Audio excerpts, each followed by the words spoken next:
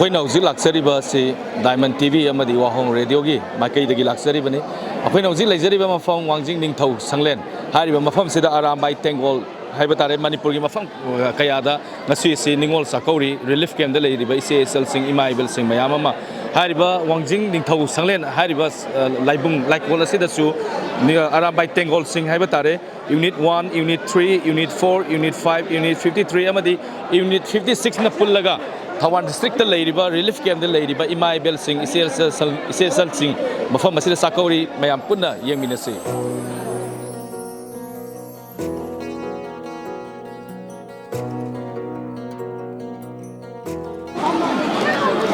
इमा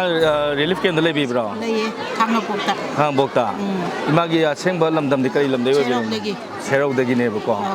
इमा हजिसे relief camp मी क्या मु लेबीरिनो इमागी फैमिली दा हाइबा तारे इमुंग मनुंगदा बाबादी लेगिद्रेको इचा नुपा अमगा इमौ अमगा लेगन ले ओके इमाई मिंग ता हाइबियु इमाई प्रभासिनी इमा का सिद निंगोल जाकोबसे करी दी फाव इमा करी हारो निबु नुंगाई तेदा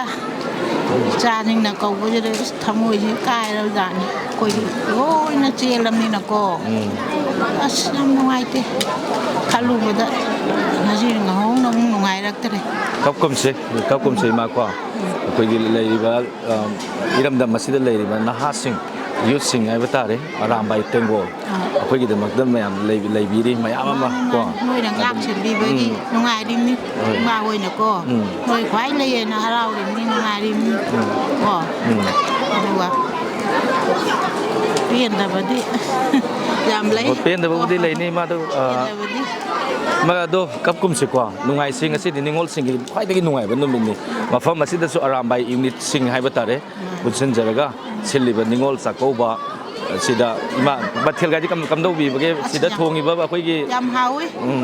ja thing le loi mango loi ro chi chung jang ne ba akoi bu nga ko chem bang mo oi u ko ma oi ne hai ga do ba khoi di pangan cho lam ni no pai le tre ja thing ju loi na lang bai da Lara tidak cepat ni nangak sim cepat tu ngam direko, mai macam macam lera bani na, kari hai, ngam na bukan na baju ni ko, aku ni tu thabang subang ngam direk ngatar nai, bayi mau lagi, ko, aduh, cuma namu hiang kere nawa.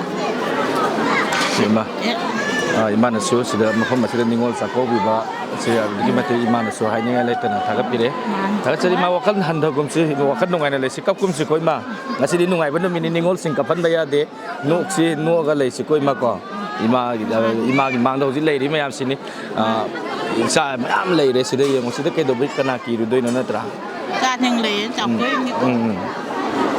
Thank you ima yang nungai jere, wakal nungai nalai si, wakal nungai nalai si. Ngai nalai u cak tunjuk, masuk loi bawa u,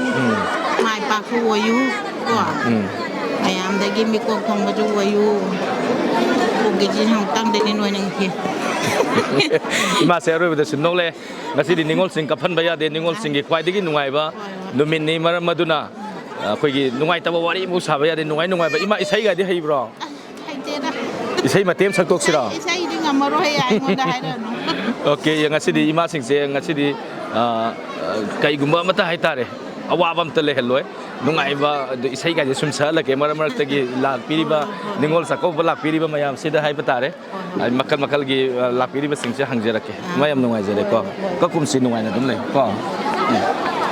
kana da mo hang ai sum kari hai du no ai hangake hai biro kapak kumsi ko kap kumsi ngasi di nungai ba numin ni kap kum adum nok se ba ko ya ko nokning na ba hewen dialogue torke Kay lam day na ima. Sugunu ming kay kaubige. Rasam ni. Ima mafam masida sakau base. Ima thamoy da kay ka faubige. Duki mati harau jay, nungai jay nungsi. Ay pang kandana nungsi. Sa singdi ubda ko. Yam nungsi nungai jay harau wi. Ako'y sumba si amuhan na pun sida pangdaw mandre.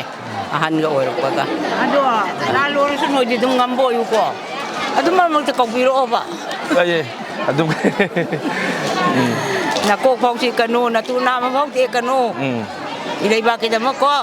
Kanna na ba no nasomphal laga do mihinggo ayo. Arambay 5. Arambay 5. Okay. Ayam nungai jay. ใครให้พี่นิ่ง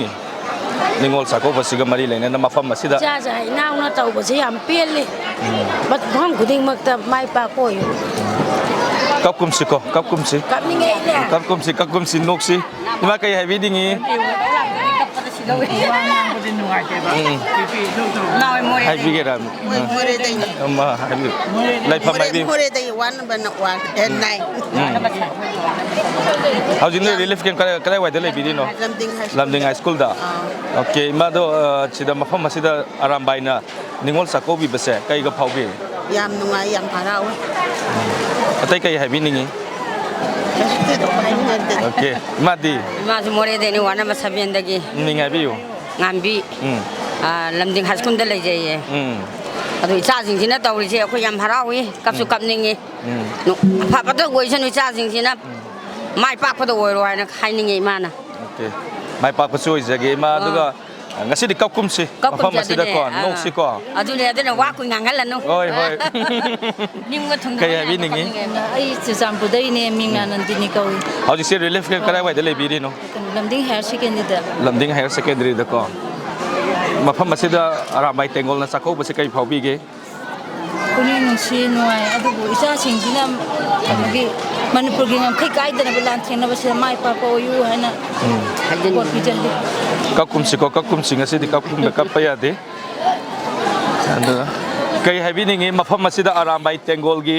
ยูนิต1เนี่ย3เนี่ย4เนี่ย5เนี่ย53เนี่ย56เนี่ยคุณเลยก็สิลิบันนิงอลสักก็ไม่ใช่ใครเผาพี่ใครให้พี่นิ่ง parau ngasi di. Sang cái ni pam ta kau buk sat tang cái. Sang cái nó kau buje lai ba. Khong na na na. คงใช่ใครนาวีดิโน่ Tu chalu ba. Ada cái ya dom lai ba. Ngam da lak seri ne. Pam na hem pote sang cái nó tau buje na yau charu gen lai. ความตะกี้สินะเห็นเนาะยังไงบ้างอะไรมาแค่ตรงนี้งั้นสิทุ่งนี่แบบแบบเสียสร้างแล้วกำลังวีบเก Yam hau yam ta choi de. Pare mai pak kan ni. ไม่ปากประสวยจะได้กินสามสิ Mai pak pa so oi ro. Mayam kita gi mai pak tan na. Akoi ja mak ta di more da. ไอ้คุยหันนะกี้เลยคำด่าโอเคอันนั้นมาช่วยสิมันใครให้พี่นี่ไงแกเล่มด้วยเนาะ มวยตะกิน โมเรตะกี้มิงตายพี่ ยัยมีเขา อีมาสิใช่ให้บ่ ให้เต้ ใช่ก็ยังให้รำต้องมาเลย ให้เต้ อีมาสิก็เกตรอกว่าดูนั่นใช่มาสักตุกสิรอ สักนั่งไงใช้ยาวเต้ ฮะ สักนั่งไงใช้ยาวเต้บ่ มาจะสร้างยังเฮาบรก็ไม่ต้องเก เขายับจะช่วยไปยาวเต้ ใครให้พี่นี่ไงมาฟังมาสิเดนิงอลสักก็ไม่เสีย ยามนุ่งไอ้ยามนุ่งชีนุ่ย กับกุมสิมากับกุมสิ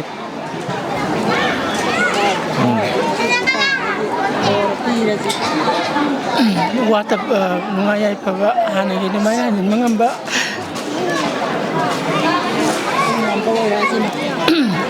ว่าเราอาชีพอะไรก็ยา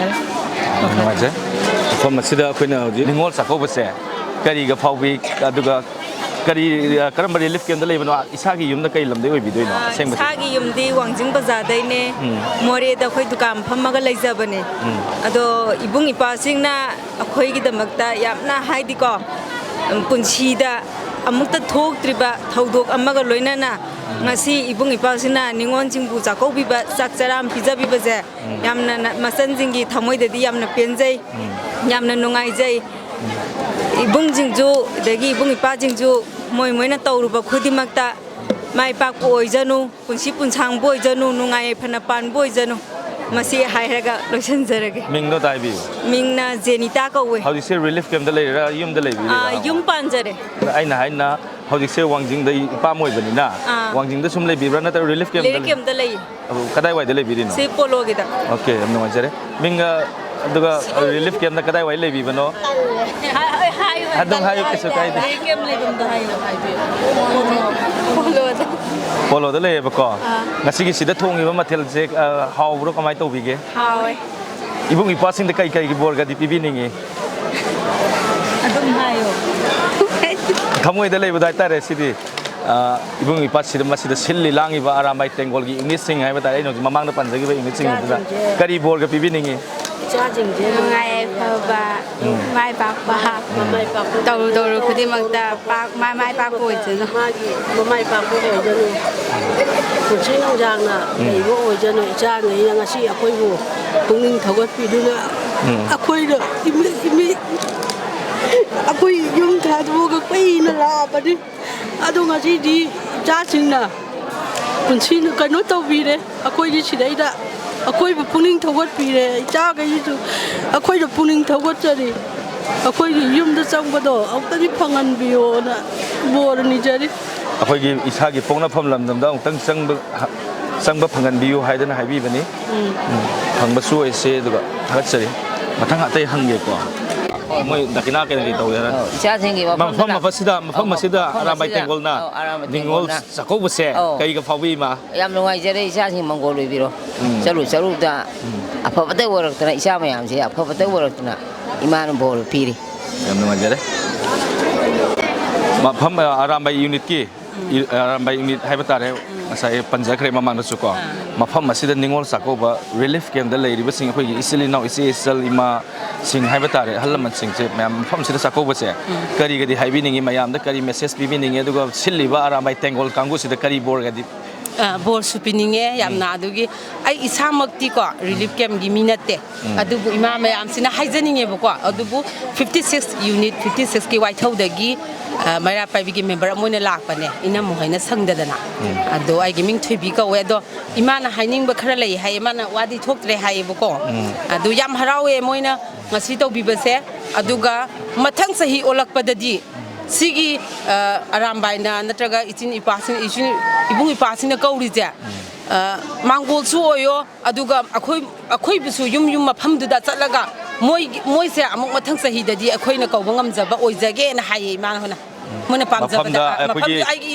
ꯌꯨꯝꯗ ꯃꯣꯔꯦꯗ ꯑꯃꯨꯛ ꯍꯜꯂꯒ ꯑꯩ ꯀꯧꯕ ꯉꯝꯕ ꯑꯣꯏꯖꯒꯦ ꯏꯆꯥꯁꯤꯡꯁꯦ ꯑꯩꯅ ꯈꯤꯇꯁꯨ ꯑꯩꯒꯤ ꯄꯨꯟꯁꯤꯁꯤꯅ ꯏꯃꯥꯁꯦ ꯁꯣꯜꯂꯦꯀꯣ ꯁꯣꯜꯂꯕꯅꯤ ꯑꯗꯨꯕꯨ ꯃꯥꯅ ꯀꯜꯂꯒ ꯏꯆꯥꯁꯤꯒꯤ ꯕꯣꯔ ꯈꯤꯇꯁꯨ ꯄꯤꯕ ꯉꯝꯕ ꯃꯐꯝꯗꯨꯗ ꯑꯩꯒꯤ ꯄꯣꯛꯅꯐꯝꯗꯨꯗ ꯍꯟꯖꯒꯦ ꯍꯥꯏꯌꯦ ꯏꯃꯥꯅ ꯑꯗꯣ ꯑꯩꯅꯁꯨ ꯊꯃꯣꯏꯗ ꯌꯥꯝ ꯄꯦꯟꯗꯦ ꯍꯥꯏꯕꯗꯤ ꯑꯩ ꯔꯤꯂꯤꯐ ꯀꯦꯝꯗ ꯂꯩꯕ ꯅꯠꯇ꯭ꯔꯒꯁꯨ ꯑꯗꯨꯝ ꯉꯁꯤ ꯌꯥꯝ ꯍꯔꯥꯎꯋꯦ ꯑꯩꯅ ꯐꯪꯕꯁꯦ ꯑꯩ ꯃꯩꯔꯥ ꯄꯥꯏꯕꯤꯒꯤ ꯊ꯭ꯔꯨꯗꯒꯤ ꯑꯩꯒꯤ ꯃꯣꯏ ꯃꯌꯥꯝ ꯎꯅꯕ ꯐꯪꯕꯁꯦ ꯑꯩꯒꯤꯗꯤ ꯌꯥꯝꯅ ꯍꯔꯥꯎꯔꯦ ꯌꯥꯝ ꯅꯨꯡꯉꯥꯏꯖꯩ ꯍꯥꯏꯇꯥꯔꯦ ꯑꯗꯨꯒ ꯀꯞꯁꯨ ꯀꯞꯄꯔꯣꯏ ꯃꯅꯤꯄꯨꯔꯗ ꯀꯞꯄꯁꯦ ꯀꯞꯀꯅꯣ ꯍꯥꯏꯅꯤꯡꯉꯦ ꯑꯩꯅ ꯅꯤꯡꯉꯣꯜꯈꯩꯗꯁꯨꯀꯣ ꯑꯩꯈꯣꯏꯗꯤ ꯊꯧꯅꯥ ꯂꯩꯒꯗꯕꯅꯤ ꯑꯩꯈꯣꯏꯒꯤ ꯄꯤꯗꯣ ꯇꯩꯊꯣꯛꯄꯤꯅꯤꯡꯉꯥꯏ ꯂꯩꯇ꯭ꯔꯦ ꯀꯩꯗꯧꯕꯩ ꯀꯞꯆꯗꯨꯅꯣ ꯀꯞꯄꯣꯏ ꯁꯨꯀꯞ ꯀꯞꯄꯣꯏ ꯀꯞꯄ ꯍꯥꯏꯕꯁꯦ ꯑꯗꯨꯝ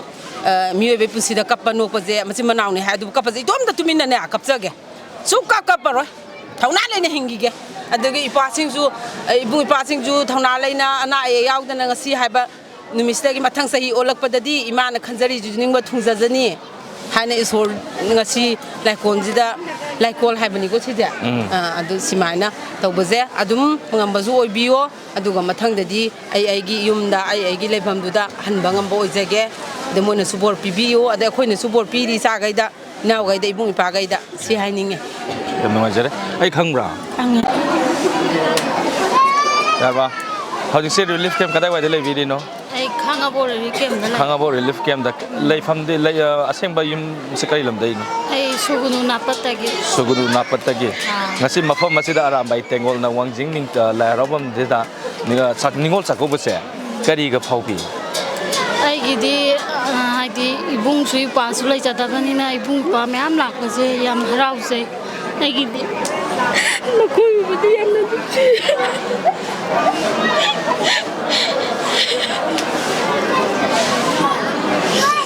이분이 빠지고 때까지는 부치는 상에 내 보이죠. 라라세 그냥 안 보이셨어요.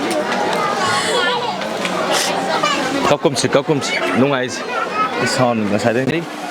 ꯑꯩꯒꯤꯅ ꯅꯤꯔꯃꯂꯥ ꯑꯩꯒꯤ ꯑꯕꯦꯅꯥꯎꯕꯤ ꯁꯅꯥꯇꯣꯝꯕꯤ ꯑꯃꯁꯤꯗꯤ ꯑꯃ ꯃꯤꯡ ꯍꯥꯏꯔꯛꯇ꯭ꯔꯦ ꯂꯥꯞꯊꯣꯛꯈ꯭ꯔꯦ ꯂꯩꯃ ꯃꯅꯤ ꯂꯩꯃ ꯑꯣꯀꯦ ꯃꯐꯝ ꯑꯁꯤꯗ ꯑꯗꯨꯝ ꯈꯨꯝꯃꯛꯁꯤꯀꯣ ꯁꯤ ꯃꯔꯛꯁꯤꯗ ꯃꯐꯝ ꯑꯁꯤꯗ ꯅꯤꯡꯉꯣꯜ ꯆꯥꯛꯀꯧꯕꯁꯤ ꯀꯩ ꯐꯥꯎꯏ ꯌꯥꯝ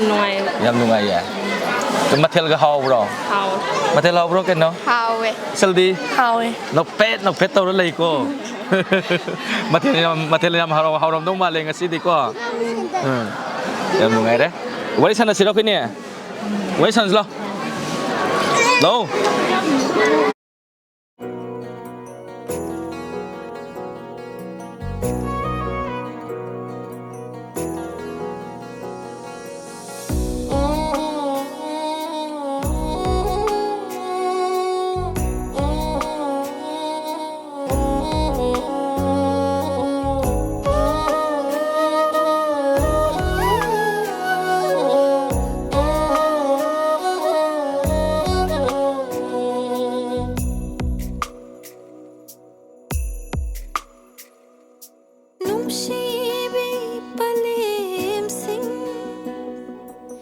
nungsiba bantausin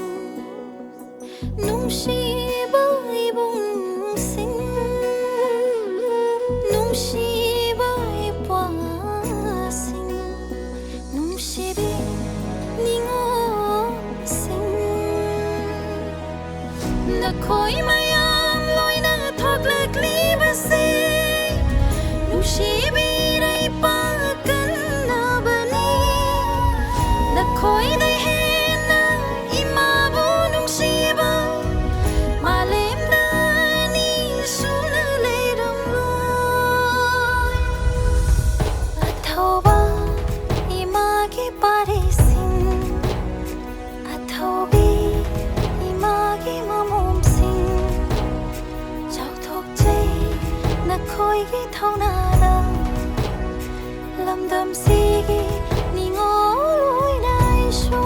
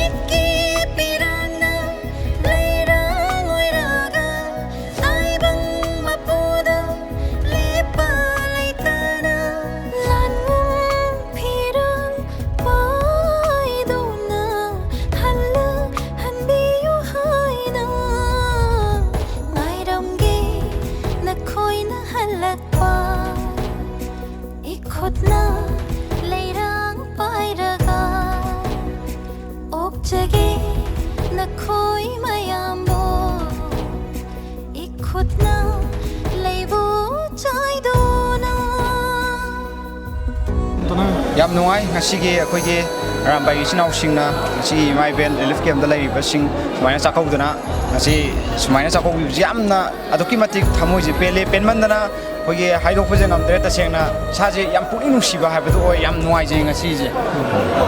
sai ge oina di sida chakau la ising je kana yam nusi je hoye halaman oiba mai ben khai yauri ko moi jing ji gi mong ma to ji yeng lai ta sengna ai kapning ma phawe ba sengba moi mong ma to adagi di aingonda khangde haibam dong hongda ba ngasi gi chakau je amna gulei ta don sai do adagi si chakau ba je amuksu hena lak tok su mangre ngasina ju handaki smain ta ju hamnani adagi amna su phajai si smain na koi aram bai tengol gi koi chinau jing smain ta ga wakhalon ma to ga smain ta wi je am phaja wakhalon ni da aram bai tengol bai na hania na tan thagat seri yai fare manipur da lei riba relief camp da lei riba singsu aram bai tengol na magi unit ta magi jaga da mayam ma sakori hai tare thank you love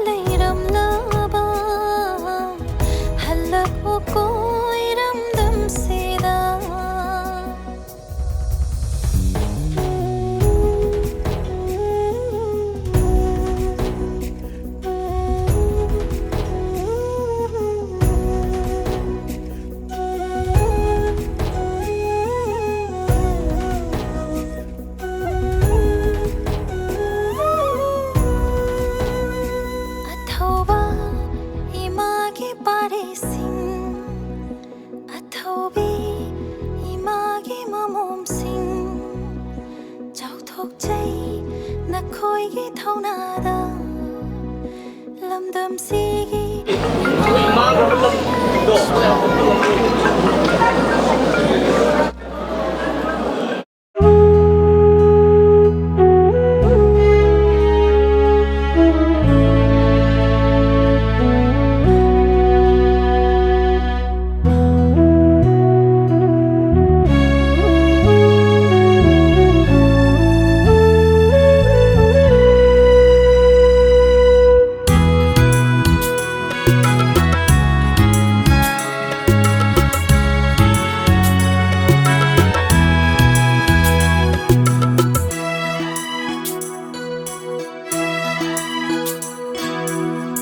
Ningolsingi Jakauta Lakle Hiyangaigi Ningol Jakauta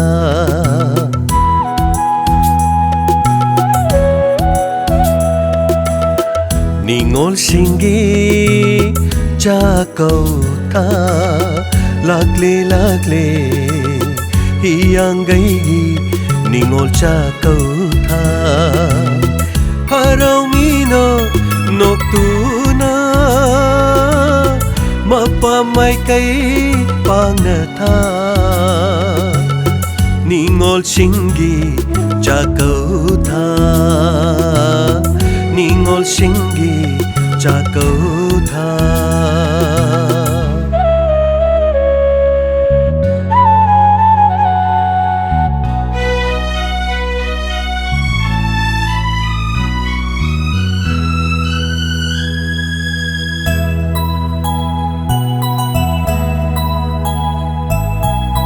Laijaba kharadang shetla charaga yaujaningna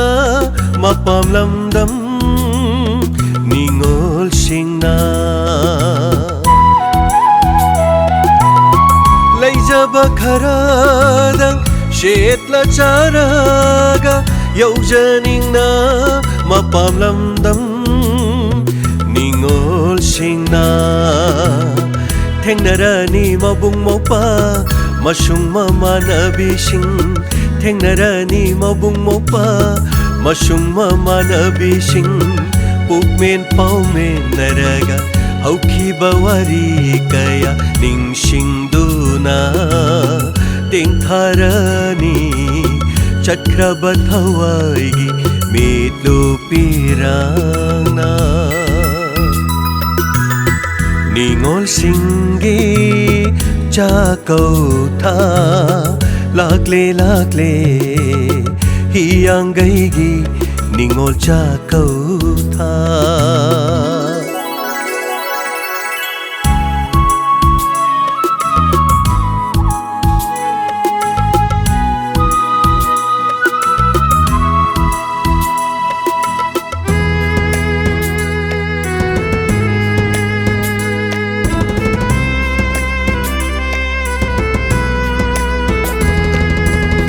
Kanalay jadraba Ningolsingi di midlupirang sintaba numitni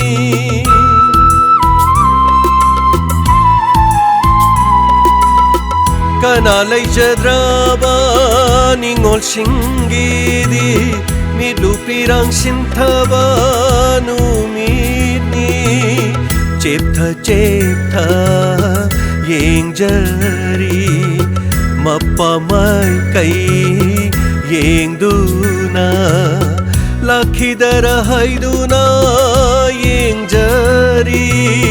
mapamay kay yengduna mitlupirang kangdana Ningolsingi Jakauta Lakle Hiyangaigi Ningol Jakauta Harawngino Noktuna Mapamay kay pangnatha Ningolsingi Jakauta Ningolsingi Jakauta Ningolsingi Jakauta lakle hiyangaigi ningol jakauta hiyangaigi ningol jakauta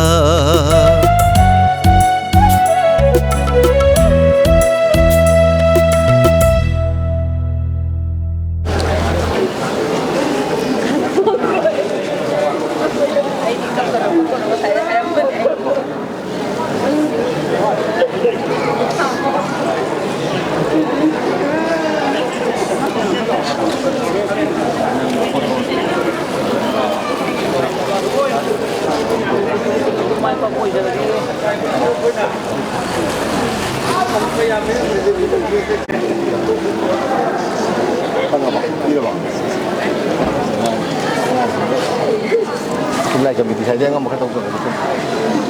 thôi mấy anh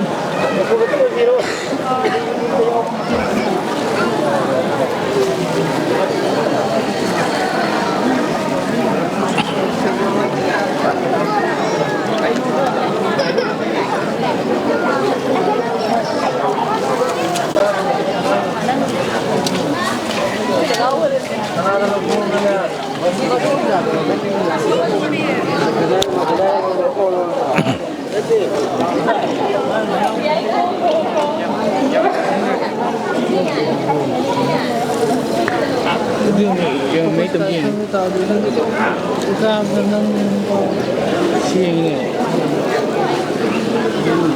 Ningon Sakau basi kari habi ningi kari faubi thamoi da Ningon Sakau bagisi mamang sahi gi me third gi tholak ki ba duna mamang sahi di Ningon Sakau ba ba tu tau dra du bu kom si so khoi akhoi gi oina di lan jen na rai bo oina gi hara ga di Ningon Sakau ba habi kumai ba si di yaw ning de tau ba ta bu aina thamjaning ba se ngasai akhoi gi Arambai Tengol gi ibung ipasing amadi isa singna mamang sahi du ma lep khrabani na handak ki simadi makhoi na taujai gi haraga akhoi gi Manipur gi mafam khuding dagi kajin koya kaya dagi lanjena raktuna lairiba relief camp sing da lanjena raktuna lairiba mayam sing si gi Arambai Tengol gi mayam sina Ningol Sakau gani haiba ahan batabada amuksu wakal da di phai adubu akhoi na aji nungai haiba duma yaudribani na adu di pamde taubatabu ngasa gi passing isa sing china makhoi gi mamangi tahudabagi nungai jadaba duga mayam sigi ama punna kaino oining ba sigi moina chakchara ama to rasu makhoi gi ngamjaba kharati taujagi harakana sumaina taubasida okhalda moksu khoi thamoi se penjai hai tare penjai basi ijela ina karigomba makhoi gi thoram thauda kariya chatpada mai pakpa oisano haraga thamjaningi agi wakhalda duga khoi gi relief ta lairi basing se gi pumna makki wakhalon da hai tare akhoi gi hainingai leitana thagat pa duga harau nungai ba adu thamme adu taubagi di hoina lansi kaidau ngai loidoino khangde haina bagi mayam marak sida nungai jada badi kaidau ngai loisan gani ai base khoina so hangi isana so hangjari ko haidi paukhum phangdaba wahang maktane khoina hangi si so aduga piba su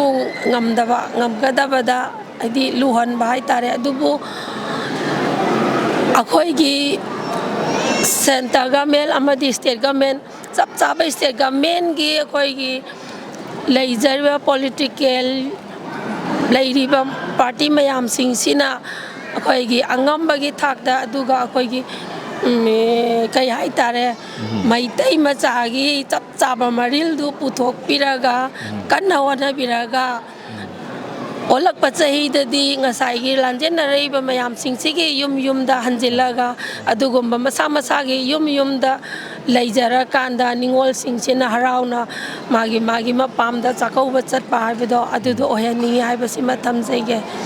duga ngasi sinbiri ba pumna makpu su oina subsan jaragai kai kumna ba amadi thagat jaba su phongdok chari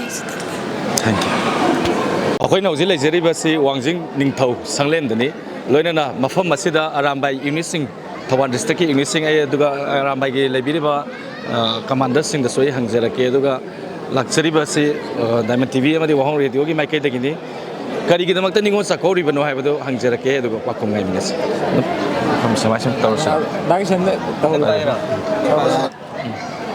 ꯑꯩꯈꯣꯏꯒꯤ ꯑꯔꯥꯝꯕꯥꯏ ꯇꯦꯡꯒꯣꯟꯒꯤ ꯂꯨꯆꯤꯡꯄꯨꯔꯦꯟ ꯀꯣꯔꯣꯉꯥꯟꯕ ꯈꯨꯃꯟꯒꯤ ꯃꯤꯠꯌꯦꯡ ꯃꯈꯥꯗ ꯃꯅꯤꯄꯨꯔꯒꯤ ꯃꯐꯝ ꯈꯨꯗꯤꯡꯃꯛꯇ ꯂꯩꯔꯤꯕ relief ꯀꯦꯝꯞꯁꯤꯡꯗ ꯂꯩꯔꯤꯕ ꯑꯩꯈꯣꯏꯒꯤ ꯏꯆꯦ ꯏꯆꯟꯁꯤꯡ ꯏꯃꯥ ꯏꯕꯦꯜꯁꯤꯡ ꯏꯁꯝ ꯁꯝꯅ ꯅꯤꯉꯣꯜꯁꯤꯡ ꯍꯥꯏꯕ ꯇꯥꯔꯦ ꯆꯥꯛ ꯀꯧꯖꯔꯤꯕ ꯑꯁꯤ ꯑꯩꯈꯣꯏꯒꯤ ꯉꯁꯥꯏꯒꯤ ꯐꯥꯖꯤꯟ ꯄꯨꯟꯁꯤꯟꯗꯨꯅ ꯂꯩꯕꯒꯤ ꯇꯥꯏꯞꯇ ꯅꯣꯡꯃꯒꯤ ꯆꯔꯥ ꯑꯅꯤꯈꯛ ꯆꯥꯔꯒ ꯌꯥꯝꯅ ꯋꯥꯅ ꯂꯦꯟꯕ ꯄꯨꯟꯁꯤꯗꯨ ꯉꯁꯥꯏꯒꯤ ꯐꯨꯝꯕꯪꯅꯔꯒ ꯂꯩꯕ ꯋꯥꯈꯜꯂꯣꯟꯗꯨ ꯑꯩꯈꯣꯏꯒ ꯄꯨꯟꯃꯤꯟꯅꯔꯒ ꯅꯣꯡꯃꯇꯁꯨ ꯉꯁꯥꯏ ꯆꯥꯛ ꯆꯥꯛꯈꯨꯝ ꯑꯃꯇꯪ ꯆꯥꯃꯤꯟꯅꯔꯒ ꯋꯥꯈꯜꯗꯣ ꯈꯤꯇꯪ ꯇꯌꯥꯡꯍꯜꯂꯒ ꯑꯩꯈꯣꯏꯅ ꯇꯧꯗꯣꯔꯤꯕ ꯊꯕꯛꯁꯦ ꯈꯔ ꯋꯥꯠꯂꯤ ꯈꯤꯇꯪ ꯈꯥꯡꯃꯤꯟꯅꯈꯤꯁꯤ ꯑꯩꯈꯣꯏ ꯁꯨꯡꯁꯣꯏ ꯁꯣꯏꯗꯅ ꯃꯥꯏ ꯄꯥꯛꯄꯒꯤ ꯂꯝꯕꯤꯗ ꯆꯪꯁꯤꯜꯂꯛꯑꯦ ꯍꯥꯏꯕꯗꯣ ꯄꯨꯛꯃꯦꯟ ꯄꯥꯎꯃꯤꯟꯅꯕꯒꯤ ꯇꯥꯟꯖꯥꯗꯨꯁꯨ ꯂꯧꯖꯕ ꯑꯣꯏꯅ ꯑꯩꯈꯣꯏꯒꯤ ꯂꯨꯆꯤꯡꯄꯨꯔꯦꯟ ꯀꯣꯔꯣꯉꯥꯟꯕ ꯈꯨꯃꯟꯒꯤ ꯃꯤꯠꯌꯦꯡ ꯃꯈꯥꯗ ꯑꯩꯈꯣꯏꯒꯤ ꯁꯤ ꯖꯒꯥꯁꯤꯗ ꯋꯥꯡꯖꯤꯡ ꯅꯤꯡꯊꯧꯒꯤ ꯖꯒꯥꯗ ꯄꯥꯡꯊꯣꯛꯆꯔꯤꯕ ꯑꯁꯤꯅ ꯑꯔꯥꯝꯕꯥꯏ ꯇꯦꯡꯒꯣꯜꯒꯤ ꯌꯨꯅꯤꯠ 6 ꯄꯨꯟꯖꯔꯒ ꯑꯩꯈꯣꯏꯒꯤ ꯔꯤꯂꯤꯞ ꯀꯦꯝꯞ ꯋꯥꯡꯖꯤꯡ ꯀꯣꯗꯣꯝꯄꯣꯛꯄꯤꯗ ꯂꯩꯕꯅꯦ ꯂꯝꯗꯤꯡ ꯍꯥꯌꯔ ꯁꯦꯀꯦꯟꯗꯔꯤꯗ ꯂꯩꯕꯅꯦ ꯑꯗꯨꯒ ꯈꯥꯡꯉꯕꯣꯛꯇ ꯂꯩꯕꯅꯦ ꯑꯍꯨꯝꯁꯤ ꯄꯨꯟꯁꯤꯟꯖꯔꯒ ꯑꯩꯈꯣꯏꯒꯤ ꯌꯨꯅꯤꯠ 6 ꯑꯁꯤꯅ ꯉꯁꯤꯒꯤ ꯅꯤꯉꯣꯜ ꯆꯥꯛꯀꯧꯕꯒꯤ ꯊꯧꯔꯝ ꯑꯁꯤ ꯄꯥꯡꯊꯣꯛꯆꯕꯅꯤ ꯊꯧꯔꯝ ꯑꯁꯤ ꯄꯥꯡꯊꯣꯛꯅꯕ ꯍꯣꯠꯅꯕꯗ ꯑꯩꯈꯣꯏꯒꯤ ꯅꯨꯡꯁꯤꯖꯔꯕ ꯏꯆꯦ ꯏꯆꯟꯁꯤꯡ ꯑꯗꯨꯒ ꯃꯔꯨꯞ ꯃꯄꯥꯡꯁꯤꯡ ꯑꯍꯜ ꯂꯃꯟꯁꯤꯡ ꯃꯌꯥꯝ ꯑꯃꯅꯁꯨ ꯑꯩꯈꯣꯏꯒꯤ ꯃꯅꯤꯡꯗ ꯆꯩꯉꯥꯛ ꯑꯣꯏꯅ ꯂꯦꯞꯄꯤꯔꯒ ꯉꯁꯤꯒꯤ ꯊꯧꯔꯝ ꯑꯁꯤ ꯃꯄꯨꯡ ꯐꯥꯍꯟꯅꯕ ꯍꯣꯠꯅꯕꯗ ꯑꯗꯨꯛꯀꯤ ꯃꯇꯤꯛ ꯑꯆꯧꯕ ꯔꯦꯁꯄꯣꯟꯁꯤꯕꯤꯂꯤꯇꯤ ꯂꯧꯕꯤꯔꯒ ꯍꯣꯠꯅꯃꯤꯟꯅꯕꯗꯣ ꯄꯨꯝꯅꯃꯛꯄꯨꯁꯨ ꯑꯔꯥꯝꯕꯥꯏ ꯇꯦꯡꯒꯣꯜꯒꯤ ꯁꯥꯏꯠꯇꯒꯤ ꯊꯥꯒꯠꯄ ꯑꯃꯗꯤ ꯏꯀꯥꯏ ꯈꯨꯝꯅꯕ ꯎꯠꯆꯔꯤ ꯑꯣꯖꯥ ꯑꯗꯨꯒ ꯑꯩꯈꯣꯏꯒꯤ ꯃꯁꯤꯒꯤ ꯂꯥꯡꯕꯁꯤꯗ ꯍꯥꯏꯇꯥꯔꯦ ꯅꯤꯉꯣꯜ ꯆꯥꯛꯀꯧꯕꯁꯤ ꯂꯥꯡꯕꯁꯤꯗ ꯄꯩꯁꯥ ꯑꯗꯨꯛꯀꯤ ꯃꯇꯤꯛꯇꯤ ꯑꯗꯨꯝ ꯆꯪꯉꯝꯒꯅꯤ ꯑꯣꯖꯥ ꯄꯩꯁꯥꯗꯤ ꯀꯃꯥꯏꯅ ꯃꯦꯅꯦꯖ ꯇꯧꯏ ꯀꯥꯏꯗꯒꯤ ꯂꯥꯛꯄꯤ ꯄꯩꯁꯥꯁꯦ ꯑꯩꯈꯣꯏꯒꯤ ꯌꯨꯅꯤꯠ ꯑꯃꯗ ꯌꯥꯝꯗ꯭ꯔꯕꯗ ꯑꯩꯈꯣꯏꯒꯤ ꯃꯤ 2,000 ꯄꯨꯜꯂꯦꯕ ꯑꯩꯈꯣꯏꯁꯤ ꯌꯨꯅꯤꯠ ꯑꯃꯗ ꯑꯩꯈꯣꯏꯒꯤ ꯏꯁꯝ ꯁꯝꯅ ꯑꯩꯈꯣꯏꯒꯤ ꯌꯨꯅꯤꯠ 3ꯗ ꯃꯤ 2,140 ꯂꯩ ꯑꯩꯈꯣꯏꯒꯤ ꯇꯦꯡꯒꯣꯜꯂꯣꯏꯁꯦ ꯑꯗꯨꯅ ꯑꯩꯈꯣꯏ ꯇꯦꯡꯒꯣꯜꯂꯣꯏ ꯃꯁꯦꯟ ꯂꯨꯄꯥ 10 ꯄꯨꯊꯣꯛꯅꯕ ꯀꯥꯟꯗ ꯄꯩꯁꯥꯁꯦ ꯑꯗꯨꯝ ꯌꯥꯝꯃꯦ ꯑꯗꯨꯒ ꯌꯨꯝꯗꯒꯤ ꯆꯦꯡ ꯅꯨꯡ ꯄꯨꯊꯣꯛꯅꯔꯒ ꯇꯧꯕꯅꯦ ꯑꯗꯨꯗ ꯑꯩꯅ ꯉꯁꯥꯏ ꯑꯃ ꯄꯟꯖꯈꯤꯕ ꯂꯩꯕꯤꯔꯤꯕ ꯂꯝꯗꯝꯁꯤꯗꯒꯤ ꯑꯩꯈꯣꯏꯒꯤ ꯏꯔꯩꯆꯥ ꯑꯇꯣꯞꯄ ꯃꯌꯥꯝ ꯑꯃꯅꯁꯨ ꯑꯩꯈꯣꯏꯒꯤ ꯃꯅꯤꯡꯗ ꯆꯩꯉꯥꯛ ꯑꯣꯏꯅ ꯆꯦꯡ ꯄꯤꯕꯅ ꯄꯤꯕꯤꯔꯛꯄ ꯄꯩꯁꯥ ꯄꯤꯕꯅ ꯄꯤꯕꯤꯔꯛꯄ ꯑꯗꯒꯤ ꯉꯥ ꯄꯤꯕꯅ ꯄꯤꯕꯤꯔꯛꯄ ꯇꯧꯕꯗꯒꯤ ꯍꯦꯟꯅ ꯆꯥꯎꯅ ꯉꯁꯤ ꯃꯄꯨꯡ ꯐꯥꯕ ꯉꯝꯃꯤꯅꯤ ꯑꯗꯨ ꯅꯠꯇ꯭ꯔꯒꯗꯤ ꯑꯔꯥꯝꯕꯥꯏ ꯇꯦꯡꯒꯣꯜꯒꯤ ꯇꯦꯡꯒꯣꯜꯂꯣꯏꯁꯤꯡ ꯈꯛꯇꯅ ꯄꯥꯡꯊꯣꯛꯑꯝꯕ ꯑꯣꯏꯇꯥꯔꯒꯗꯤ ꯑꯁꯨꯛ ꯌꯥꯝꯅ ꯃꯄꯨꯡ ꯐꯥꯒꯅꯤ ꯍꯥꯏꯕꯁꯦ ꯑꯩ ꯃꯌꯥꯝꯒꯤ ꯁꯄꯣꯔꯠꯇꯨꯅꯅꯤ ꯍꯥꯏꯖꯕ ꯇꯥꯔꯦ ꯊꯦꯡꯛ ꯌꯨ ꯌꯨꯅꯤꯠ 3ꯒꯤ ꯀꯃꯥꯟꯗꯔꯗꯒꯤ ꯋꯥꯍꯩ ꯃꯔꯤ ꯃꯉꯥꯗ ꯑꯩꯈꯣꯏꯒꯤ ꯁꯦꯡꯅ ꯍꯥꯏꯔꯕꯗ ꯑꯩꯈꯣꯏꯅ ꯉꯁꯤ ꯂꯩꯔꯤꯕ ꯑꯩꯈꯣꯏꯒꯤ ꯌꯨꯅꯤꯠꯀꯤ ꯍꯥꯏꯇꯥꯔꯦ ꯊꯧꯕꯥꯜ ꯁꯥꯏꯠꯇ ꯍꯦꯟꯅ ꯑꯩꯈꯣꯏꯒꯤ ꯀꯩꯅꯣ ꯔꯤꯂꯤꯞ ꯀꯦꯝꯞꯁꯦ ꯃꯐꯝ 3 ꯂꯩꯌꯦꯕ ꯑꯗꯨꯅ ꯃꯐꯝ 3ꯁꯤꯗ ꯑꯩꯈꯣꯏꯅ ꯃꯣꯏꯗ ꯍꯪꯉꯨꯕ ꯃꯇꯝꯗ ꯃꯤ ꯑꯦꯔꯥꯎꯟ 520 ꯑꯗꯨꯃꯥꯏꯅ ꯂꯩꯕꯁꯦ ꯍꯣꯏ ꯁꯤꯡꯖꯃꯩꯗ ꯈꯔ ꯑꯃ ꯂꯧꯈ꯭ꯔꯦ ꯑꯗꯨꯒ ꯂꯪꯊꯕꯥꯜꯗ ꯈꯔ ꯑꯃ ꯂꯧꯈ꯭ꯔꯦ ꯑꯗꯨ ꯂꯩꯍꯧꯔꯕ ꯃꯇꯨꯡꯗ 320 ꯂꯩꯌꯦꯕ ꯏꯟꯃꯦꯠ ꯍꯥꯏꯗꯤ ꯅꯨꯄꯤꯗ ꯑꯗꯣ ꯑꯩꯈꯣꯏ ꯂꯩꯔꯤꯕ ꯊꯧꯕꯥꯜ ꯗꯤꯁꯇ꯭ꯔꯤꯛꯀꯤ ꯌꯨꯅꯤꯠ 6ꯁꯦ ꯄꯨꯜꯂꯒ ꯑꯩꯈꯣꯏ ꯄꯨꯟꯅ ꯍꯣꯠꯅꯃꯤꯟꯅꯕꯅꯦ ꯑꯗꯨꯗ ꯑꯩꯈꯣꯏꯗꯁꯨ ꯃꯌꯥꯝ ꯑꯃ ꯐꯥꯏꯅꯥꯟꯁꯤꯌꯦꯜ ꯁꯄꯣꯔꯠ ꯇꯧꯕꯤꯔꯛꯄ ꯉꯁꯥꯏ ꯑꯩꯈꯣꯏ ꯏꯇꯥꯎꯅꯁꯨ ꯍꯥꯏꯕꯗꯣ ꯃꯌꯥꯝ ꯇꯧꯕꯤꯔꯛꯑꯦ ꯃꯣꯏꯅ ꯇꯧꯕꯤꯔꯛꯄꯒꯤꯁꯨ ꯑꯩꯈꯣꯏ ꯉꯁꯤ ꯄꯥꯡꯊꯣꯛꯄ ꯉꯝꯕꯅꯦ ꯂꯣꯏꯅꯅ ꯑꯩꯈꯣꯏ ꯏꯆꯟꯁꯤꯡ ꯑꯩꯈꯣꯏꯒꯤ ꯃꯩꯇ꯭ꯔꯕꯥꯛ ꯆꯅꯨꯔꯥꯒꯤ ꯏꯆꯟꯁꯤꯡ ꯑꯗꯒꯤ ꯑꯩꯈꯣꯏ ꯃꯃꯣꯡꯒꯤ ꯏꯆꯟꯁꯤꯡꯅꯁꯨ ꯂꯥꯛꯑꯒ ꯉꯔꯥꯡꯗꯒꯤ ꯑꯍꯤꯡꯁꯤꯗ ꯑꯩꯈꯣꯏꯒꯤ ꯆꯦꯡ ꯈꯞꯄ ꯌꯥꯎꯕꯤꯗꯅ ꯀꯔꯤ ꯇꯧꯕꯤꯗꯅ ꯌꯥꯝꯅ ꯃꯇꯦꯡ ꯄꯥꯡꯕꯤ ꯍꯥꯏꯇꯥꯔꯦ ꯑꯗꯒꯤ ꯁ꯭ꯋꯥꯏꯒꯤ ꯂꯣꯀꯦꯜꯒꯤ ꯑꯍꯜ ꯂꯃꯟꯁꯤꯡ ꯂꯥꯛꯇꯅ ꯁꯤꯗ ꯁꯣꯁꯦꯜ ꯋꯥꯔꯛ ꯇꯧꯕ ꯌꯥꯎꯕꯤꯗꯅ ꯈꯣꯠꯄꯤꯗꯅ ꯌꯥꯝ ꯇꯧꯋꯤ ꯑꯍꯜ ꯂꯃꯟ ꯑꯩꯈꯣꯏꯒꯤ ꯁ꯭ꯄꯣꯟꯁꯔ ꯃꯌꯥꯝꯅꯁꯨ ꯍꯥꯏꯗꯤ ꯉꯥ ꯄꯥꯡꯕꯅ ꯄꯥꯡꯕ ꯃꯥꯏ ꯑꯉꯝꯕ ꯍꯥꯏꯇꯥꯔꯦꯅꯦꯀꯣ ꯆꯦꯡ ꯄꯥꯡꯕꯅ ꯄꯥꯡꯕꯤꯔꯒ ꯇꯧꯕꯒꯤ ꯑꯩꯈꯣꯏ ꯉꯁꯤ ꯄꯥꯡꯊꯣꯛꯄ ꯉꯝꯖꯔꯤꯅꯦ ꯍꯥꯏꯇꯥꯔꯦ ꯃꯌꯥꯝꯒꯤ ꯁꯧꯖꯣꯛꯅ ꯍꯥꯏꯇꯥꯔꯦ ꯑꯗꯣ ꯃꯇꯨꯡ ꯇꯥꯕꯗꯁꯨ ꯑꯩꯈꯣꯏ ꯑꯔꯥꯝꯕꯥꯏꯅ ꯇꯧꯔꯛꯄꯗ ꯑꯗꯨꯝ ꯍꯥꯏꯗꯤ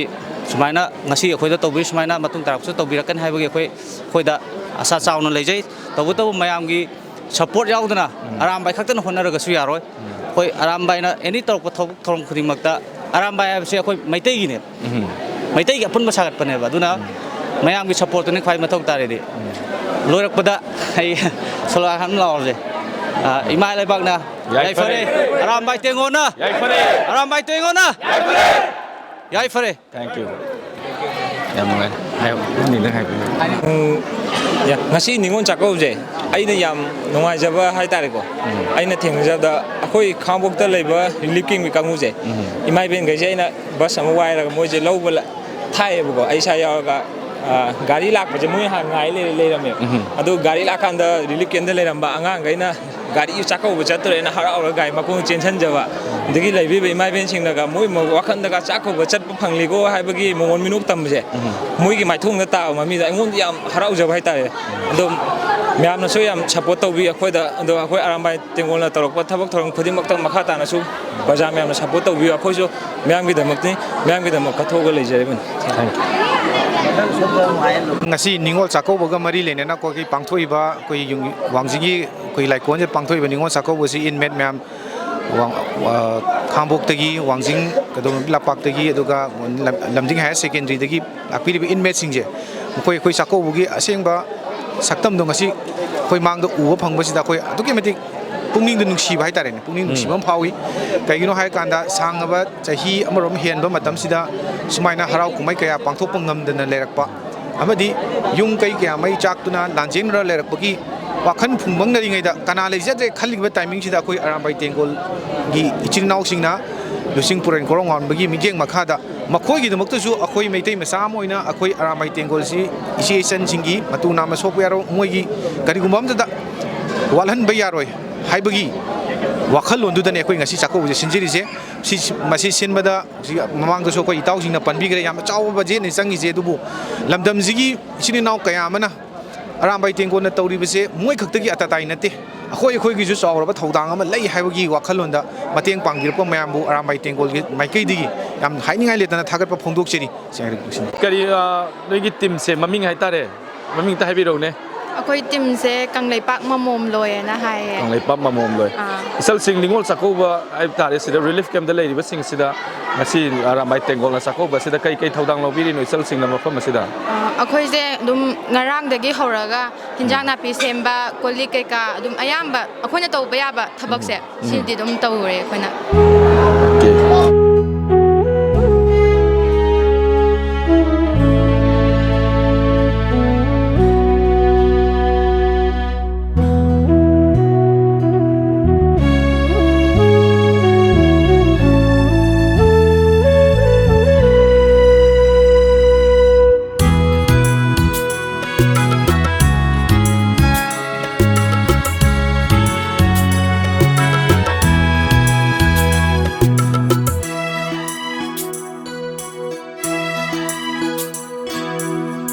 Ningol singi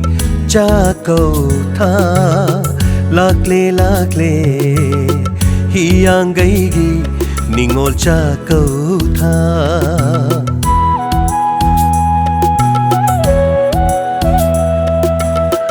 Ningol singi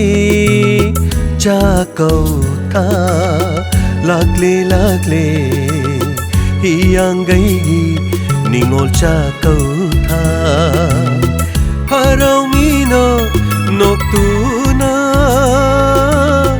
mapa mai kai pangna tha ningol singi chakau tha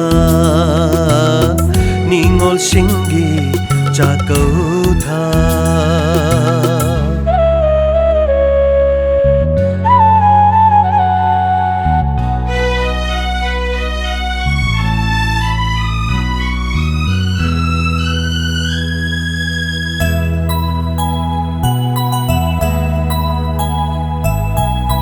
Laijaba kharadang shetla charaga yaujaningna mapam lamdam ningol singna Laijaba kharadang shetla charaga yaujaningna mapam lamdam ningol singna Thengnarani mabung mopa masung mamanabi sing Thengnarani mabung mopa masung mamanabi sing Pukmen paumen naraga hauki bawari kaya ning singduna Tengtharani chakraba thawaigi mitlu pirana Ningol singi chakau tha lakle hiyangay gi ningol cha kau tha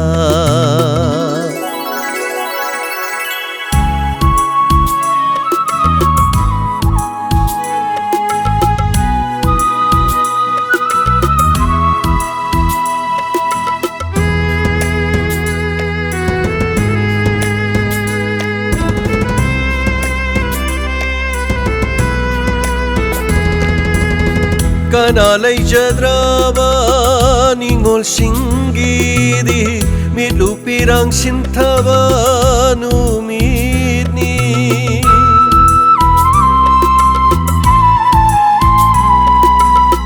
kanalay jadraba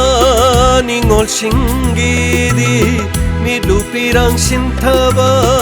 numidni cheptha yeng jari mapamay kay yeng duna lakhidara hay duna yeng jari mapamay kay yeng duna mitlupirang kangdana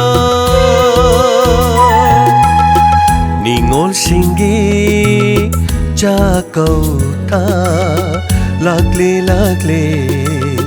hiyangay gi ningol cha kau tha harangino noktuna mapamay kay pangatha ningol singgi cha kau tha ningol singgi cha kau tha ningol singgi cha kau tha lakle hiyangay gi ningol cha kau tha hiyangay gi ningol cha kau tha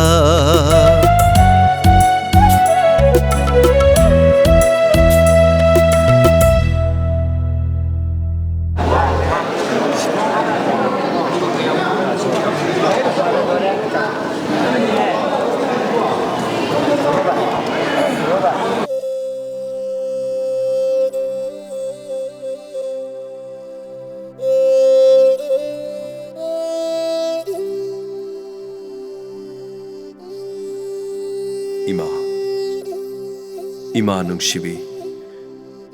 natambak na chawi na poksaba kaya gi matik sakthuk saningai hoiriba ima nungsibi mirol chama lakshano ngamloi na cha kaya gi igi iche na leptriba phawa pomna pham ima bu mun kiba kanana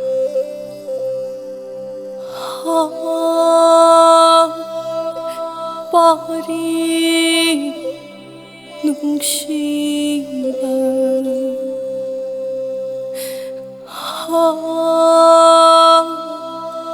ikmo nungsibi kambi may hauraba imabu may kanbaday chagi yai binathawai mga magtab manglabarane chagi ima ke pari imong kau gini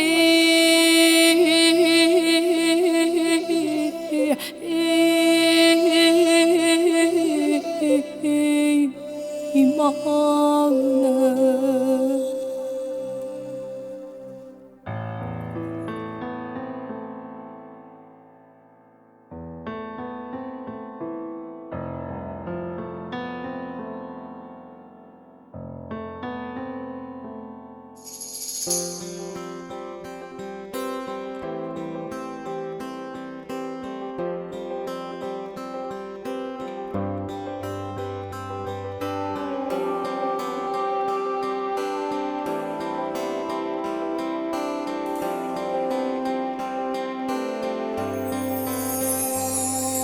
Palima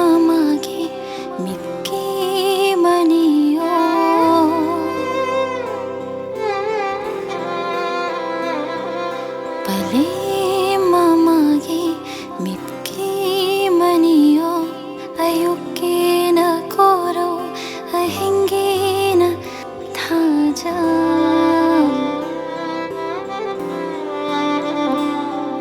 아유기나 걸어 아hin기나 타자 하이람다낭나 잣라바라 할락바야드라바 lambiduda 하이람다낭나 잣라바라 할락바야드라바 lambiduda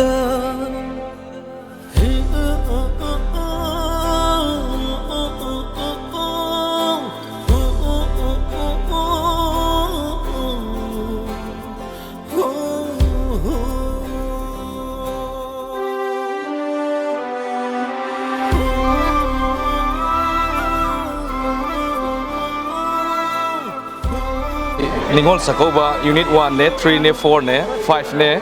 53 ne amadi 56 pullaga mafam asida Ningol Sakoba sindagi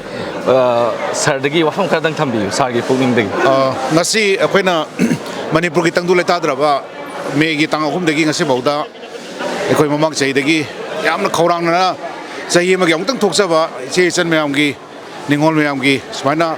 sak amtang koujaraga chaka dabagi tangdu leta dabadu handaki ise akoi gi 80 gi senau me am singsena pulap punjan minaraga smai tawdana akoi relief camp da leiba akoi gi imai don sing che san sing me am singse हाव भाव तब सुमाय तौदना कोई पुंजलगा सिगी लाइबुंग सिदा खराम हेन चन्ना बायदना यम चावना इसे नाव ma'am सिंसिना इसासुं ma'am नचना फकन होना भी बसे यावदब यादेदना कोई मैम से चेंजरपनी ओजासु लाकपिरी मैम जे कोई लाकमिनरी ma'am सिंसे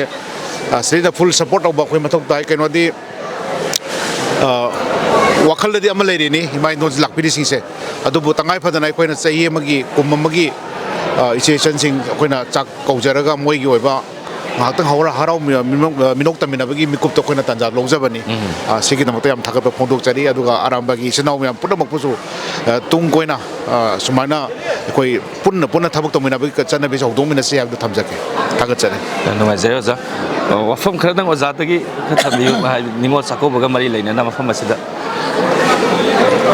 aigi motasu sumain thamjage yam nungai sumaina arambai sininau singna sahi magi manungda lakpa yam tanglaba koi maitai mitegi asumba Ningol Sakoba sida tongan ba relief camp singda leiba awana kaya khanga ba aduga taseng mak thangai sen makti makhoi gi yumda makhoi maram duda di phangjadraba adugumba tanglaba sakle na saminabagi sigumba thoram sida punna saruk yaminaba sida haki maike degi sugi matik nungai masigdama arambai unit apunba bagi thawal de khangabo uyan wangbal amasung wangjingi arambai unit ki member sing bagi maike degi hanan thagatsari khudong chabsi lauraga aina simtanga thamjaningi ngasi sudum ugum tawi iramdam sida phangba posakna sakauba adu horen lorapeda su iramdam sida fangjaba iramdam gi pothokna amta su makoi akat pot khudot pot pibado madum ngasai maike degi suki matik ai nungai phondok chari benana mathangda amuk lakadoriba Ningol Sakoba su nasigi arambai unina pullaga unity ama oina khogi sumaina punna thabak tawina bagi bakhalon chimtaga su leibiragadi ai maike degi suki matik nungai jagani abdum tanga ai thamjare ya nungai jare thank you ozagi maike degi su kitang thambi karibu thoina haigedabno yam nuai sumai tawdana chinau maige somna pubiriba arambai chinau mayam tongan unit mayam punjan bireraga akhoigi relief camp ahum dagi imai bil sing achouba Ningol gi festival Ningol Sakoba sugumba yamna akanaba program sida mayam si sarugi hangadabni haidna sinbidana tawbuche soki pati pungda nuaiba phawi puning musiba phaujai aduna lakpirba imai bil sing sigi mai thongna khajik tawsu minok tamjabagi tanja ama ijinau mayam sinbireraga ohenbiri haibasima aina mayek semna thamjage loina ngasi wangjingi sengaba laibung sida wangjing ningthaugi laibung sida mayam changna thawal phangminaba masimagna witness oimineraga lakadaba matamda haiba khudong ꯑꯊꯤꯕ ꯃꯌꯥꯝꯁꯤꯁꯨ ꯂꯣꯏꯅ ꯀꯣꯛꯄ ꯑꯣꯏꯔꯁꯅꯨ ꯂꯣꯏꯅꯅ ꯂꯝꯗꯝꯁꯤꯗ ꯂꯩꯕ ꯅꯤꯉꯣꯜꯁꯤꯡꯒꯤ ꯄꯨꯛꯅꯤꯡꯗ ꯄꯦꯟꯗꯕ ꯅꯨꯡꯉꯥꯏꯇꯕ ꯄꯨꯝꯅꯃꯛ ꯀꯣꯛꯄ ꯑꯣꯏꯔꯁꯅꯨ ꯊꯣꯏꯗꯣꯛ ꯍꯦꯟꯗꯣꯛꯅ ꯂꯩꯕꯥꯛꯁꯤꯕꯨ ꯄꯥꯟꯕꯤꯔꯤꯕ ꯒꯃꯦꯟꯅꯁꯨ ꯃꯁꯤꯒꯨꯝꯕ ꯄ꯭ꯔꯣꯒ꯭ꯔꯥꯝꯁꯤꯡꯁꯦ ꯑꯍꯦꯟꯕ ꯃꯤꯠꯌꯦꯡ ꯆꯪꯕꯤꯔꯒ ꯊꯃꯣꯏ ꯁꯦꯡꯅ ꯃꯥꯜꯍꯟꯕꯒꯤ ꯅꯠꯇꯕ ꯊꯃꯣꯏ ꯁꯦꯡꯅ ꯊꯕꯛ ꯈꯔ ꯇꯧꯕꯒꯤ ꯃꯊꯧ ꯍꯦꯟꯅ ꯆꯪꯏ ꯍꯥꯏꯕꯁꯦ ꯑꯄꯤꯜ ꯇꯧꯖꯒꯦ ꯁꯤ ꯈꯛꯇꯪ ꯊꯝꯖꯒꯦ ꯊꯦꯡꯛ ꯌꯨ ꯌꯥꯝ ꯅꯨꯡꯉꯥꯏꯖꯔꯦ ꯑꯣꯖꯥ ꯑꯣꯖꯥꯒꯤ ꯑꯣꯖꯥꯒꯤꯗꯩꯁꯨ ꯃꯍꯩ ꯑꯃꯗꯤ ꯑꯝꯇꯪ ꯑꯩꯈꯣꯏꯒꯤ ꯌꯥꯝꯅ ꯃꯔꯨ ꯑꯣꯏꯔꯕ ꯃꯅꯤꯄꯨꯔꯒꯤ ꯅꯤꯉꯣꯜꯁꯤꯡꯒꯤ ꯑꯃꯗꯤ ꯄꯤꯕꯥꯁꯤꯡꯒꯤ ꯃꯔꯛꯇ ꯌꯥꯝꯅ ꯇꯠꯅ ꯊꯥꯅꯕ ꯌꯥꯗ꯭ꯔꯕ ꯃꯔꯤ ꯑꯃ ꯁꯦꯝꯒꯠꯂꯤꯕ ꯑꯗꯨꯒꯨꯝꯂꯕ ꯀꯨꯝꯍꯩ ꯑꯃ ꯑꯣꯏꯔꯤꯕ ꯌꯥꯝꯅ ꯃꯔꯨ ꯑꯣꯏꯕ ꯃꯅꯤꯄꯨꯔꯒꯤ ꯀꯨꯝꯍꯩ ꯅꯤꯉꯣꯜ ꯆꯥꯛꯀꯧꯕ ꯑꯩꯈꯣꯏ 2023ꯒꯤ 3 ꯃꯦꯗꯒꯤ ꯃꯅꯤꯄꯨꯔꯗ ꯈꯪꯍꯧꯗꯅ ꯏꯊꯅꯤꯛ ꯀ꯭ꯂꯥꯁ ꯊꯣꯛꯂꯛꯄꯗꯒꯤ ꯑꯩꯈꯣꯏ ꯃꯃꯥꯡ ꯆꯍꯤꯗꯁꯨ ꯑꯩꯈꯣꯏ ꯅꯤꯉꯣꯜꯁꯤꯡ ꯆꯥꯛ ꯀꯧꯕꯒꯤ ꯇꯥꯟꯖꯥ ꯑꯗꯨ ꯐꯪꯈꯤꯗ꯭ꯔꯦ ꯑꯗꯨꯕꯨ ꯍꯟꯗꯛꯀꯤ ꯂꯥꯛꯏꯕ 2024ꯒꯤ ꯅꯤꯉꯣꯜ ꯆꯥꯛꯀꯧꯕ ꯑꯁꯤꯗꯗꯤ ꯑꯔꯥꯝꯕꯥꯏ ꯇꯦꯡꯒꯣꯜ ꯏꯆꯤꯜ ꯏꯅꯥꯎꯁꯤꯡꯅ ꯑꯩꯈꯣꯏ ꯅꯤꯉꯣꯜꯁꯤꯡꯒꯤ ꯑꯃꯗꯤ ꯄꯤꯕꯥꯁꯤꯡꯒ ꯂꯩꯅꯕ ꯃꯔꯤꯗꯣ ꯁꯨꯝ ꯊꯥꯞꯅꯈꯤꯕ ꯇꯥꯔꯦ ꯍꯥꯏꯕꯒꯤ ꯋꯥꯈꯜꯂꯣꯟꯗ ꯑꯩꯈꯣꯏ ꯉꯁꯤ ꯔꯤꯂꯤꯐ ꯀꯦꯝꯞꯗ ꯂꯩꯔꯤꯕ ꯑꯩꯈꯣꯏ ꯃꯩꯇꯩꯁꯤꯡꯅ ꯃꯁꯥꯒꯤ ꯃꯔꯝꯗ ꯃꯁꯥꯅ ꯁꯩꯗꯥꯡꯖꯕꯒꯤ ꯃꯑꯣꯡꯗ ꯍꯤꯡꯉꯤꯕ ꯃꯑꯣꯡꯁꯦ ꯃꯁꯤꯒꯤ ꯌꯦꯡꯉꯨꯔꯀꯥꯟꯗ ꯑꯗꯨꯛꯀꯤ ꯃꯇꯤꯛ ꯅꯨꯡꯉꯥꯏꯇꯕ ꯋꯥꯈꯜ ꯑꯃꯒ ꯂꯣꯏꯅꯅ ꯑꯩꯈꯣꯏ ꯅꯤꯉꯣꯜꯁꯤꯡꯒ ꯄꯤꯕꯥꯁꯤꯡꯒꯒꯤ ꯃꯔꯛꯇ ꯂꯩꯔꯤꯕ ꯃꯔꯤꯗꯣ ꯃꯥꯡꯈꯤꯕ ꯇꯥꯔꯦ ꯃꯁꯤ ꯑꯩꯈꯣꯏꯅ ꯁꯨꯝ ꯆꯥꯛ ꯀꯧꯗꯅ ꯁꯨꯝ ꯆꯠꯈꯤꯕ ꯇꯥꯔꯒꯗꯤ ꯑꯗꯨꯅ ꯃꯁꯤꯒꯤ ꯅꯤꯉꯣꯜꯁꯤꯡꯒ ꯄꯤꯕꯥꯁꯤꯡꯒꯒꯤ ꯃꯔꯛꯇ ꯂꯩꯔꯤꯕ ꯃꯔꯤ ꯑꯗꯨ ꯑꯃꯨꯛꯀ ꯍꯦꯟꯅ ꯆꯦꯠꯁꯤꯟꯅꯕ ꯑꯃꯗꯤ ꯂꯝꯗꯝ ꯑꯁꯤꯗ ꯇꯪꯗꯨ ꯂꯩꯇꯥꯗꯕ ꯂꯩꯔꯤꯕ ꯄꯨꯝꯅꯃꯛꯁꯦ ꯑꯩꯈꯣꯏ ꯌꯨꯅꯤꯇꯤ ꯂꯩꯅ ꯑꯃꯠꯇ ꯑꯣꯏꯅ ꯊꯕꯛ ꯃꯥꯡꯂꯣꯝꯗ ꯆꯪꯖꯟꯃꯤꯟꯅꯔꯀꯥꯟꯗ ꯑꯩꯈꯣꯏ ꯁꯣꯏꯗꯅ ꯃꯥꯏ ꯄꯥꯛꯄ ꯄꯨꯔꯛꯀꯅꯤ ꯍꯥꯏꯕꯒꯤ ꯋꯥꯈꯜꯂꯣꯟꯗ ꯑꯩꯈꯣꯏ ꯑꯔꯥꯝꯕꯥꯏ ꯏꯆꯤꯜ ꯏꯅꯥꯎꯁꯤꯡꯅ ꯅꯤꯉꯣꯜ ꯆꯥꯛ ꯀꯧꯔꯛꯄꯁꯦ ꯑꯗꯨꯛꯀꯤ ꯃꯇꯤꯛ ꯑꯩꯈꯣꯏꯒꯤ ꯋꯥꯈꯜꯗ ꯅꯨꯡꯉꯥꯏꯕ ꯐꯥꯎꯖꯩ ꯄꯦꯟꯕ ꯐꯥꯎꯖꯩ ꯑꯗꯨꯅ ꯑꯩꯈꯣꯏꯁꯨ ꯁꯄꯣꯔꯠ ꯇꯧꯖꯕꯅꯤ ꯑꯗꯨꯅ ꯉꯁꯤ ꯅꯤꯉꯣꯜ ꯆꯥꯛꯀꯧꯕ 2024ꯒꯤ ꯅꯤꯉꯣꯜ ꯆꯥꯛꯀꯧꯕ ꯑꯁꯤꯗꯒꯤꯗꯤ ꯑꯩꯈꯣꯏꯒꯤ ꯃꯅꯤꯄꯨꯔꯗ ꯂꯩꯔꯤꯕ ꯑꯩꯈꯣꯏ ꯃꯔꯨꯑꯣꯏꯅ ꯔꯤꯂꯤꯐ ꯀꯦꯝꯞꯗ ꯂꯩꯔꯤꯕ ꯅꯤꯉꯣꯜꯁꯤꯡꯒꯤ ꯃꯤꯠꯂꯨꯗꯒꯤ ꯆꯤꯟꯊꯔꯕ ꯄꯤꯔꯥꯡ ꯑꯗꯣ ꯑꯩꯈꯣꯏꯒꯤ ꯂꯩꯔꯤꯕ ꯑꯦꯇꯤꯒꯤ ꯏꯆꯤꯜ ꯏꯅꯥꯎꯁꯤꯡꯅ ꯁꯣꯏꯗꯅ ꯅꯣꯡꯃꯗꯤ ꯃꯈꯣꯏꯒꯤ ꯃꯤꯠꯂꯨꯒꯤ ꯄꯤꯔꯥꯡ ꯑꯗꯣ ꯇꯩꯊꯣꯛꯄ ꯉꯝꯕ ꯑꯣꯏꯁꯅꯨ ꯑꯃꯗꯤ ꯂꯝꯗꯝ ꯑꯁꯤꯗ ꯇꯪꯗꯨ ꯂꯩꯇꯥꯕ ꯍꯟꯖꯤꯜꯂꯛꯇꯨꯅ ꯍꯥꯟꯅꯒꯨꯝꯅ ꯅꯨꯡꯁꯤ ꯆꯥꯟꯅꯅ ꯂꯩꯕ ꯑꯣꯏꯔꯁꯅꯨ ꯍꯥꯏꯕ ꯄꯥꯎꯖꯦꯜ ꯑꯁꯤ ꯄꯤꯖꯔꯤ ꯊꯦꯡꯛ ꯌꯨ ꯅꯨꯡꯉꯥꯏꯖꯔꯦ ꯑꯣꯖꯥ ꯊꯦꯡꯛ ꯌꯨ ꯑꯗꯨꯝ ꯆꯥꯗꯩꯁꯨ ꯋꯥꯍꯩ ꯑꯃꯅꯤꯗꯪ ꯇꯝꯕꯤꯌꯨ ꯑꯩꯈꯣꯏꯒꯤ ꯄ꯭ꯔꯁꯤꯗꯦꯟꯁꯦ ꯑꯃꯨꯛꯇꯪ ꯍꯥꯟꯅ ꯑꯗꯨꯝ ꯍꯥꯏꯕꯤꯌꯨ ꯉꯁꯤꯒꯤ ꯑꯁꯤꯒꯨꯝꯕ ꯑꯣꯖꯥꯗ ꯉꯥꯏꯕꯤꯌꯨ ꯌꯥꯔꯕ ꯌꯥꯔꯕ ꯑꯣꯀꯦ ꯍꯥꯏꯕꯤꯔꯣ ꯉꯁꯤꯒꯤ ꯑꯁꯤꯒꯨꯝꯕ 2024ꯒꯤ ꯅꯤꯉꯣꯜ ꯆꯥꯛꯀꯧꯕ ꯑꯩꯈꯣꯏꯒꯤ ꯏꯄꯥ ꯏꯄꯨꯒꯤ ꯃꯇꯝꯗꯒꯤ ꯍꯥꯏꯗꯤ ꯌꯥꯝꯅ ꯂꯤꯁꯥꯡ ꯁꯤꯠꯅ ꯆꯠꯊꯔꯛꯄ ꯑꯁꯤꯒꯨꯝꯕ ꯅꯤꯉꯣꯜ ꯆꯥꯛꯀꯧꯕꯒꯤ ꯅꯨꯃꯤꯠ ꯑꯁꯤꯗ ꯑꯩꯈꯣꯏꯒꯤ ꯑꯔꯥꯝꯕꯥꯏ ꯌꯨꯅꯤꯠꯀꯤ ꯃꯥꯒꯤ ꯂꯩꯔꯤꯕ ꯊꯧꯕꯥꯜ ꯃꯥꯏꯀꯩꯗ ꯂꯩꯔꯤꯕ ꯌꯨꯅꯤꯠꯁꯤꯡꯅ ꯄꯨꯟꯁꯤꯜꯂꯒ ꯔꯤꯂꯤꯐ ꯀꯦꯝꯞꯗ ꯑꯩꯈꯣꯏꯒꯤ ꯂꯩꯐꯝ ꯆꯥꯐꯝ ꯈꯪꯗꯅ ꯑꯃꯗꯤ ꯌꯥꯝꯅ ꯑꯋꯥ ꯆꯩꯊꯦꯡꯒ ꯂꯣꯏꯅꯅ ꯂꯩꯔꯤꯕ ꯏꯃꯥ ꯏꯕꯦꯟꯁꯤꯡꯕꯨ ꯍꯥꯏꯗꯤ ꯅꯤꯉꯣꯜ ꯆꯥꯛꯀꯧꯕ ꯑꯁꯤꯒ ꯃꯔꯤ ꯂꯩꯅꯅ ꯆꯥꯛ ꯀꯧꯕꯤꯗꯨꯅ ꯋꯥꯡꯖꯤꯡ ꯂꯥꯏꯀꯣꯟꯒꯤ ꯑꯁꯤꯒꯨꯝꯕ ꯆꯥꯎꯔꯕ ꯍꯥꯏꯗꯤ ꯁꯪꯂꯦꯟ ꯑꯁꯤꯗ ꯃꯥꯝꯗꯣꯞ ꯑꯁꯤꯗ ꯆꯥꯛ ꯀꯧꯕꯤꯕꯒꯤ ꯈꯨꯗꯣꯡꯆꯥꯕ ꯑꯃ ꯃꯁꯤꯗ ꯌꯥꯎꯖꯕ ꯐꯪꯕ ꯂꯥꯏ ꯀꯃꯤꯇꯤꯒꯤ ꯄ꯭ꯔꯁꯤꯗꯦꯟ ꯑꯃ ꯑꯣꯏꯅ ꯌꯥꯎꯖꯕ ꯐꯪꯕꯁꯤꯗ ꯊꯣꯏꯗꯣꯛ ꯍꯦꯟꯗꯣꯛꯅ ꯅꯨꯡꯉꯥꯏꯕ ꯐꯥꯎꯖꯩ ꯂꯣꯏꯅꯅ ꯑꯁꯤꯒꯨꯝꯂꯕ ꯔꯤꯂꯤꯐ ꯀꯦꯝꯞꯗ ꯂꯩꯔꯤꯕ ꯑꯋꯥ ꯆꯩꯊꯦꯡ ꯐꯪꯉꯕ ꯏꯃꯥ ꯏꯕꯦꯟꯁꯤꯡꯁꯤꯕꯨ ꯃꯥꯒꯤ ꯃꯐꯝꯗ ꯍꯟꯖꯤꯜꯂꯅꯕ ꯍꯣꯠꯅꯕ ꯀꯥꯟꯗ ꯑꯆꯧꯕ ꯊꯧꯗꯥꯡ ꯂꯧꯕꯤꯔꯤꯕ ꯑꯔꯥꯝꯕꯥꯏꯒꯤ ꯊꯧꯃꯤꯁꯤꯡꯕꯨ ꯍꯟꯅ ꯊꯥꯒꯠꯄꯒ ꯂꯣꯏꯅꯅ ꯑꯁꯤꯒꯨꯝꯂꯕ ꯋꯥꯡꯖꯤꯡ ꯂꯥꯏꯀꯣꯟꯒꯤ ꯐꯖꯈ꯭ꯔꯕ ꯆꯥꯎꯈ꯭ꯔꯕ ꯁꯪꯂꯦꯟ ꯑꯁꯤꯗ ꯑꯔꯥꯝꯕꯥꯏꯅ ꯃꯤꯌꯥꯝꯕꯨ ꯍꯥꯏꯗꯤ ꯄꯤꯖ ꯄꯤꯊꯛꯇꯨꯅ ꯅꯤꯉꯣꯜꯁꯤꯡꯕꯨ ꯆꯥꯛꯀꯧꯕꯒꯤ ꯈꯨꯗꯣꯡꯆꯥꯕ ꯑꯁꯤ ꯐꯪꯈꯤꯕꯒ ꯂꯣꯏꯅꯅ ꯇꯨꯡꯗ ꯂꯥꯛꯀꯗꯕ ꯃꯤꯔꯣꯟ ꯈꯨꯗꯤꯡꯃꯛꯅ ꯑꯩꯈꯣꯏꯒꯤ ꯃꯩꯇꯩ ꯂꯥꯏꯅꯤꯡꯒꯤ ꯏꯅꯥꯠ ꯑꯁꯤꯕꯨ ꯍꯥꯏꯗꯤ ꯀꯟꯅꯕ ꯍꯣꯠꯅꯕ ꯀꯥꯟꯗ ꯑꯆꯧꯕ ꯗꯥꯏꯇꯣ ꯂꯧꯕꯒ ꯂꯣꯏꯅꯅ ꯐꯖꯈ꯭ꯔꯕ ꯑꯁꯤꯒꯨꯝꯕ ꯆꯠꯅ ꯀꯥꯡꯂꯣꯟ ꯑꯁꯦ ꯃꯁꯦ ꯇꯨꯡꯒꯤ ꯃꯤꯔꯣꯟꯁꯤꯡꯅꯁꯨ ꯑꯃꯨꯛ ꯍꯟꯅ ꯍꯥꯏꯗꯤ ꯇꯨꯡ ꯏꯟꯕꯤꯗꯨꯅ ꯍꯧꯔꯕ ꯃꯌꯥꯝ ꯑꯁꯦ ꯃꯁꯤꯒꯤ ꯑꯃꯨꯛꯇꯪ ꯐꯨꯀꯠꯃꯤꯟꯅꯁꯦ ꯍꯥꯏꯕ ꯋꯥꯐꯝꯁꯤ ꯊꯝꯖꯕꯒ ꯂꯣꯏꯅꯅ ꯑꯔꯥꯝꯕꯥꯏ ꯌꯨꯅꯤꯠ ꯄꯨꯝꯅꯃꯛꯄꯨ ꯍꯟꯅ ꯏꯀꯣꯛꯅꯅ ꯊꯥꯒꯠ ꯐꯣꯡꯗꯣꯛꯆꯔꯤ ꯊꯦꯡꯛ ꯌꯨ